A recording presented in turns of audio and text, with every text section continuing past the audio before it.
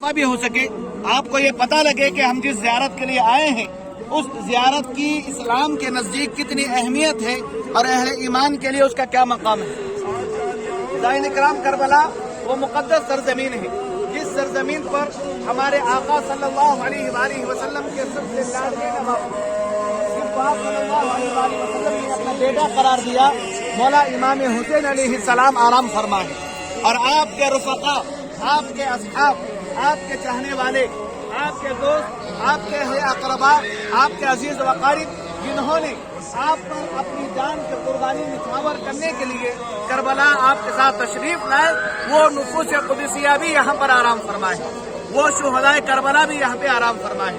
کربلا جس کو مقام نینوا کہا جاتا ہے، جس کی بشارت آپ صلی اللہ علیہ وآلہ وسلم نے اپنی حیات طیبہ میں ہی فرما دیا تھا کہ مقام نینوا میں میرے لاڈلے نواسے کو پیاسا رکھ کر میری ہی امت کے لوگ شہید کریں گے۔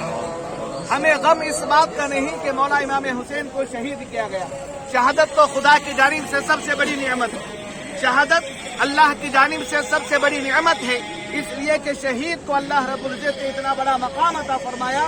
قرآن پاک میں اللہ نے اعلان فرمایا وَلَا تَقُولُوا لِمَن يُقْتَلُ فِي سَبِيلِ اللَّهِ أَمْوَاتٌ، جو اللہ کے راہ میں شہید کر دیے جاتے ہیں ان کو مردار نہ کہو بلکہ وہ زندہ ہیں، ان کا شعور تم نہیں رکھ سکتے۔ بظاہر شہیدوں کے جسم کے اعضاء الگ الگ ہوتے ہیں، ہاتھ دھڑ سے جدا، سر دھڑ سے جدا ہو جاتا ہے، لیکن وہ مردہ نہیں ہے، وہ مردہ نہیں ہے بلکہ وہ اللہ کے بارگاہ میں زندہ ہے۔ شہادت اللہ کی جانب سے سب سے بڑی نعمت ہے جو اللہ تبارک و تعالیٰ اپنے مخصوص بندوں کو عطا فرماتا ہے۔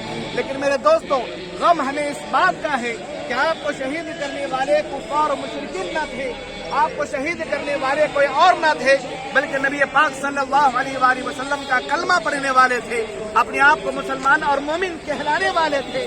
انہی دشمنوں نے آپ صلی اللہ علیہ وآلہ وسلم کے لاڈلے نواسے کو اس سرزمین پر 7 دنوں تک پیاسا رکھا۔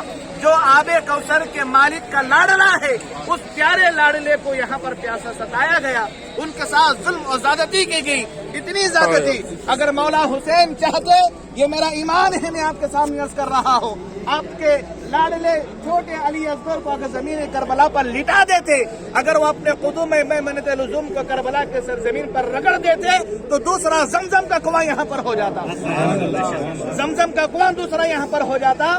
لیکن مولا حسین کو خدا کے فیصلے پر ایمان تھا، اعتقاد تھا، سکون تھا، وہ اپنی جان کو، اپنے اہل و اقربا کی جان کو خدا کے بارگاہ میں پیش کر کے اسلام کو سربلند کرنا چاہتے ہیں۔ جو چیز جتنی قیمتی ہوتی ہے قربانی بھی اتنی ہی بڑی مانگی جاتی ہے، جو چیز جتنی وزندار ہوتی ہے قربانی بھی اتنی ہی بڑی مانگی جاتی ہے۔ سبحان اللہ، سبحان اسلام اللہ۔ سب سے عظیم نعمت ہے، اسلام سب سے اعلیٰ چیز ہے، اس کے مقابل میں قربانی کے لیے کسی اور جان کو اللہ نے قبول نہیں فرمایا۔ مولا حسین، عباس، علمبردار اور تمام شہداء کربلا کے جانوں کو اللہ نے قربانی کے طور پر قبول فرمایا۔ غم ہمیں اس بات کا ہے کہ 72 نفوس قدسیہ کے مقابلے کے لیے 35,000 کا لشکر جرار یزیدیوں کی جانب سے آیا۔ لکھنے والے لکھتے ہیں کہ 20,000 آئے، 21,000 آئے، 30,000 آئے، 35,000 آئے، جتنے بھی آئے ہزاروں میں آئے، تمام اسلحہ سے لیس ہو کے آئے، لیکن یہاں مولا 72 نفوس قدسیہ کے ساتھ بے سر و سامان یہاں تشریف لاتے، وہ بھی جنگ کے ارادے سے نہیں بلکہ ان کو سمجھانے کے ارادے سے آتے، جس میں خواتین بھی ہیں، بوڑھے بھی ہیں، معصوم بچے بھی ہیں، اور بیمار امام زین العابدین علیہ السلام بھی تشریف فرمائے، یہاں تشریف لائے۔ اور مقابلے کے لیے ابن زیاد کی سرپرستی میں یزید نے لشکر پر لشکر بھیجتا رہا، لشکر پر لشکر بھیجتا رہا۔ اندازہ کریے، ان کو بھی پتا تھا کہ جس کے مقابلے کے لیے میں فوج کو بھیج رہا ہوں یہ معمولی جانے نہیں، 72 ہیں، لیکن یہ وہ ہیں جن کے رگوں میں فاطمہ کا دودھ خون بن کر دوڑ رہا ہے۔ سبحان اللہ۔ ان کو پتا تھا ان کے بازوں میں حیدر کرار کی طاقت و قوت ہے، ان کے مقابلے کے لیے 1-2 نہیں بلکہ ہزاروں کا لشکر بھیجا جائے، تو ہزارے مقابلے کے لیے آئے۔ مولا امام حسین نے یہاں پر ان کو پہلے تو سمجھایا، بہت طریقے اپنائے جن کو راہ راست پر لا سکے، لیکن جن کے سامنے دنیا کے لالچ ہو، دنیا کے طمع ہو، دنیا کی محبت ہو، وہ کبھی آخرت کی جانب فکر نہیں کر سکتے. تو میرے دوستوں مختصر یہ اسی سرزمین کو مولا امام حسین علیہ السلام اپنے رفقا کے ساتھ شہید کیے گئے اور یہیں پر آپ اللہ تبارک و تعالیٰ کی بارگاہ میں صبح قیامت تک کے لیے پیش ہے، سپرد خاک کیے گئے ہیں. یہیں پہ آپ اپنے قبر انور میں زندہ ہیں اور ہماری آواز کو تو ہند سے وہ سنتے ہیں، ہمیں تو مولا نے اپنے قدموں میں بلا رکھا ہے. ہماری آوازوں کو وہ کیسے نہیں سنیں گے جب ہند سے وہ سن سکتے ہیں؟ تو اب تو ہم ان کے قدموں میں کھڑے ہیں. الحمدللہ عقیدہ اہل سنت ہے کہ وہ اپنے قبور سے بزرگان اکرام ان کو پکارنے والوں کی آوازوں کو سنتے ہیں. یہ مولا کا کرم ہے. ہم اس قابل نہیں میرے دوست، ہم اس قابل ہرگز نہیں، ہمارے اعمال ہمارے کردار اس قابل نہیں کہ ہم اس مقدس سرزمین پر آ سکیں، لیکن یہ ان کے کرم نوازیاں ہیں کہ انہوں نے ہمیں یہاں پر بلایا ہے. یہاں پر وقت کے بڑے بڑے ائمہ تھے. امام جعفر صادق علیہ السلام یہاں پر آیا کرتے کربلا میں اپنے جد کی زیارت کے لیے. شام میں میں آپ کو وہاں اس باغیچے میں بھی لے جاؤں گا انشاءاللہ. یہاں سے تقریباً 1 کلومیٹر 1.5 کلومیٹر کی وہ مسافت ہوگی. تاریخ میں آتا ہے کہ مولا امام جعفر صادق علیہ السلام جب یہاں زیارت کے لیے اپنے جد کے آتے تھے تو آپ وہاں سے لے کے دربار مقدسہ کو گھٹنوں کے بل آتے تھے، پیر سے نہیں آتے تھے. ہم تو پیروں میں چپل پہنے ہوئے ہیں، بوٹ پہنے ہوئے ہیں، ساکس پہنے ہوئے اس کے ساتھ آ رہے ہیں، لیکن مولا امام جعفر صادق علیہ السلام گھٹنوں کے بل آتے تھے.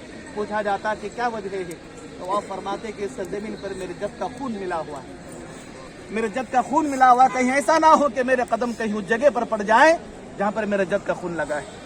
اللہ ہمارے غلطیوں کو ہمارے کوتاہیوں کو معاف فرمائے، ہماری زیارتوں کو قبول و مقبول فرمائے، اور جو زائرین مولا آپ کے دربار میں حاضر ہیں جس مقاصد کو لے کر مولا ہمارے مقصدوں میں کامیابی و کامرانی عطا فرمائے.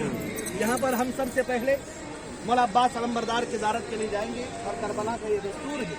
مار کے کربلا جب واقع ہوا مولا عباس علمبردار نے مولا امام حسین علیہ السلام سے پوچھ کر اپنا خیمہ سب سے پہلے لگوایا تھا. اب ہم زیارت کے بعد خیمہ کا بھی جائیں گے جہاں اہل بیت نے خیمے نصب کیے تھے مارکہ کربلا میں، وہاں میں آپ کو لے جاؤں گا انشاءاللہ. سب سے پہلا خیمہ مولا عباس علمبردار کا ہے. مولا امام حسین سے پوچھ کر انہوں نے پہلا خیمہ لیا. کہا کہ آقا مولا جو بھی دشمن آئے گا سب سے پہلے وہ ہم پر حملہ کرے گا، میں اس کا مقابلہ کروں گا. جب تک میری جان میں جان ہے اس وقت تک کوئی کسی اور سے مقابلہ نہیں کرے گا. اس لیے خیمہ میرا سامنے خیمہ نصب فرمایا. اس لیے بزرگان کرام بیان کرتے ہیں کہ کربلا کو جب آؤ زیارت کے لیے سب سے پہلے مولا عباس علمبردار کی زیارت کے لیے جاؤ. وہاں زیارت کر کے ذریعہ